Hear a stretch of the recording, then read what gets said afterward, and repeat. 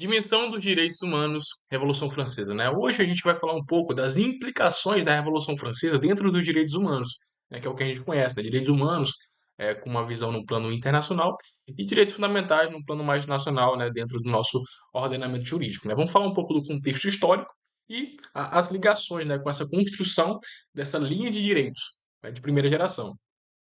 Contexto histórico, né? Revolução Francesa, né?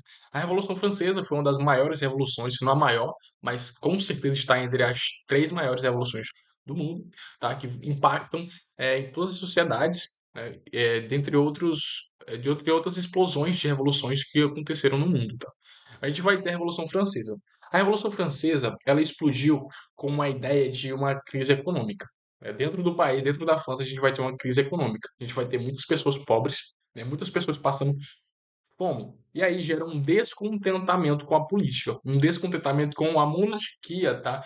Foi um período que a gente estava presente a monarquia, o absolutismo, né? O poder concentrado na mão do rei, né? A gente vai ter uma monopolização do rei. O rei cria as leis, o rei faz tudo, né? O rei ele tem um poder enviado de Deus, né? O rei é um enviado de Deus. O rei, aqui dentro da Revolução Francesa, ele foi um cara que foi enviado por Deus, né, para governar. E isso vai continuar até dentro dos seus descendentes, né? A gente vai ter a questão da hereditariedade que vai dar linhagem à dinastia. Influência do iluminismo e do liberalismo, né? O iluminismo, aquela ideia de trazer a razão à tona, a gente vai ter a questão do teocentrismo saindo do senso e vai ter a solidificação e a cristalização do iluminismo, né? Que é a razão, buscar o conhecimento através da razão. E o que que implica isso?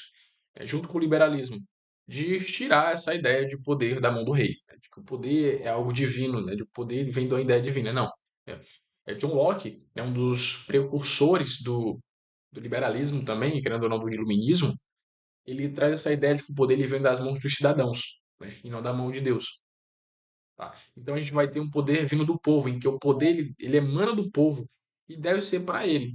Aqui, a gente vai ter a ascensão dos ideais de liberdade, igualdade e fraternidade, tá? Todo mundo já ouviu isso, né? Liberdade, igualdade e fraternidade, que foram os ideais. O lema da Revolução Francesa em si foi esse, tá? Esse lema que está presente dentro da Declaração dos Direitos do Homem e do Cidadão, né? Que foi proclamada ali durante a Revolução Francesa, tá?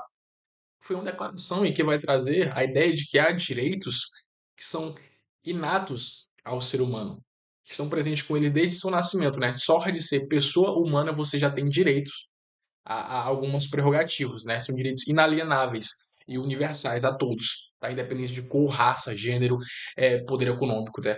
Capacidade econômica. A gente vai ter essa questão de direitos universais, né? Só que a gente vai ter uma questão do direito muito importante aqui dentro, que vai ser a igualdade, né? A gente tem a igualdade muito trabalhada dentro dessa revolução. Por quê? Uma visão mais política e econômica dentro da revolução, dentro da França, é que a monarquia e a nobreza, o clero, eles não se submetiam às mesmas regras que o povo, tá? Eles mesmos faziam suas próprias regras e o povo ficava aquém, tá? Tinham que apenas responder às ordens, tá? Da aristocracia. A nobreza, por si, só ela, eles não faziam nada, né? O grande fato é esse, eles não faziam nada, eles eram apenas pessoas da aristocracia que tinham dinheiro e tinham bens, né? E não queriam nem pagar imposto, né? Foi um dos descontentamentos também do povo, era esse, tá? Que a gente tem uma grande parcela do povo, né? Que vai ser a nobreza, em que eles não vão fazer nada e não, nem pagavam imposto, tá? E se pagava, né, muito pouco, tá? Então a gente vai ter até algumas encenações dentro da França nessa época em que o povo vai ficar com muita raiva, tá, do rei, porque vai chegar uma hora em que é necessário. Ele estava tendo uma crise, né, econômica e o dinheiro tem que vir de algum lugar, tá? Então a gente começa a cobrar tributos da nobreza ou vai ter que levar do povo, né? E acabou levando assim do povo. Tá, então a gente vai ter essa busca de igualdade perante a lei, né? E a gente não fala que nem igualdade é igualdade material, tá? É igualdade formal mesmo aqui, né? A gente não se fala em isonomia. É realmente uma igualdade de quê? De que todos são iguais perante a lei, independentemente da sua capacidade econômica, independentemente da sua raça, da sua etnia, tá? Então, todos devem estar submetidos a determinada coisa, né, de maneira igual, tá? As mesmas leis, né? A gente tem que ter um Estado de Direito, né? A gente tem que buscar esse Estado de Direito. E esse movimento, né, da Revolução Francesa, a Declaração dos Direitos do Homem e do Cidadão, eles influenciaram bastante outras revoluções e principalmente a DUG, que é a Declaração Universal dos Direitos Humanos, tá? Que é uma das maiores cartas que existe hoje e que trazem essa ideia de resguardar direitos que são inatos ao ser humano. Liberdade, né? A primeira dimensão dos direitos humanos é a liberdade, né? E esse direito que foi o, o, o maior, assim, o que foi mais procurado dentro dessa Revolução Francesa. Por quê? A gente tem a ideia de que a Revolução Francesa foi do povo, tá? E realmente foi, mas que os líderes eram de uma parte do povo bem específica. Eles eram integrantes da burguesia, tá? De classe média, né? Pelo menos os líderes. E, o que que eles queriam, né, com essa revolução? Eles queriam liberdade. Liberdade de quem? Do Estado. A gente quer um, um caráter liberalista, né? A gente vai ter a ascensão do liberalismo aqui, tá? Para que o Estado não intervenha na economia, para que o Estado não intervenha no comércio, para que o Estado não intervenha na vida, né, do indivíduo em si. Tá? Então, eram direitos que buscavam a libertação do poder absolutista, né? A gente quer afastar essa monopolização do poder, né? E os grandes pensadores da época, né? Baseados no iluminismo, no liberalismo, vamos dizer que já foi dito, né? Que o poder ele não vem de Deus, né? O poder ele vem do povo, né? O povo que cria o poder aqui, né? O poder emana do povo, o poder é para o povo, tá? Então a gente tem aqui que o Estado ele tenha uma prestação negativa, ou seja, que o Estado não faça, que o Estado não intervenha, tá na minha vida, que o Estado não intervenha na política de maneira direta, né? A gente até vai ter essa questão, né? Dentro dos exemplos de direito, a gente vai ter direitos políticos, tá? Direito de participar do processo legislativo, direito de ser votado, direito de votar, né? Direitos civis, de propriedade, né? Direito de propriedade aqui é também essa questão muito importante, porque, como eu falei, né, a burguesia ela fazia parte, tá, da liderança dessa revolução e que a propriedade era o que eles buscavam. Tá? Pessoas que já detinham propriedade, mas que não conseguiam expandir, não conseguiam difundir isso. Tá? Eles queriam concentrar ainda mais esse patrimônio, tá? Que até vai gerar mais desigualdade, né? Mais para frente, que vai dar origem aos direitos de segunda dimensão, mas isso fica para outro vídeo. Tá? Mas aqui a gente vai ter essa questão de busca pela propriedade, de liberdade, para que o Estado não intervenha na economia. E é assim que as pessoas consigam concentrar mais e mais patrimônio. Tá? A gente vai ter essa limitação do poder estatal, né? De não intervenção. Liberalismo, que já foi dito, para que não intervenha na economia, no mercado, sociedade.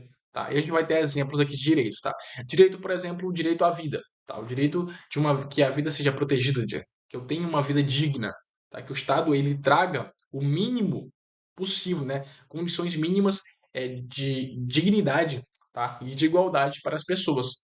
De liberdade, liberdade de locomoção, liberdade de pensamento, liberdade de associação, de, de religião. Tá? A gente quer buscar essa liberdade, né? Porque com o poder absolutista, com uma monarquia, né? Com uma concentração de poder, a gente tem uma pessoa só decidindo tudo, tá? A religião que deve concentrar, o que as pessoas devem fazer, isso e aquilo.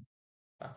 E a gente vai ter essa questão de igualdade, igualdade perante a lei, que todos fossem igual à lei, que todos respeitassem a mesma lei e que a lei fosse aplicada para todos, tá? De maneira igual, tá? E aqui a gente fala em igualdade formal e não material, né? Aquela questão de tratar os iguais na maneira das suas paridades e os desiguais na maneira das suas diferenças, tá? Mas que a gente quer realmente uma igualdade formal, tá? Seja perante a lei uma igualdade que todo mundo, né, esteja submetido às mesmas leis, né? E o direito à propriedade, né? Direito às pessoas, né, de ter bens, tá? Que é diferente do direito de moradia, que é o que a gente vê nos direitos sociais, lá no artigo 6º, tá? Que fala direito de moradia, né? Mas aqui não, aqui é direito de propriedade, nos diz o quê? Que a pessoa tenha o direito de dispor de seus bens, de direito de gozar de seus bens, aqui, né? De usufruir, tá? E com isso a gente vai ter essa questão da manutenção dos bens e da apropriação de mais e mais, né? Da aquisição de mais e mais patrimônio,